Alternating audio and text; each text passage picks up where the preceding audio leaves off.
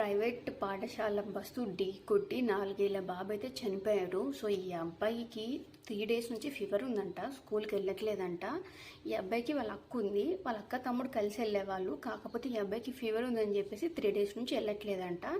Evening టైంలో వాళ్ళ అక్కని తీసుకోవడానికి వాళ్ళ నాన్న వెళ్తుంటే ఈ అబ్బాయి కూడా వెళ్ళిండనమాట వాళ్ళ అక్కని తీసుకోవడానికి కోసం అని చెప్పేసి బస్సు దగ్గరికి అయితే వెళ్ళిండు. సో ఆ బస్సు అయితే పిల్లలందరినీ దింపిన తర్వాత ఆ బస్సు వెనకాల ఈ అబ్బాయి ఉన్నాడనమాట. సో ఆ పిల్లలందరినీ దింపిన తర్వాత వెనకాలే ఉన్న ఈ అబ్బాయిని అయితే గుద్దేసిండనమాట, ఢీ కొట్టేసేయండు.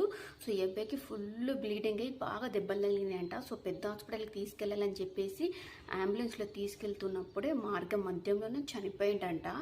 అసలు వాడు వెళ్లకుండా ఉన్న అయిపోయేది, బతికేవాడేమో. వాళ్ళ అక్కని తీసుకొద్దాం బస్సు దగ్గరికి వెళ్ళేసి అనే ఒక ఇదితోటి వెళ్ళిండు, ఎంతో హ్యాపీగా ఉరుకులాడుకుంటూ వెళ్ళింటాడు. కానీ అదే బస్సు వాళ్ళ స్కూల్ బస్సే వాడిని ఢీ కొట్టి చనిపోయాడు.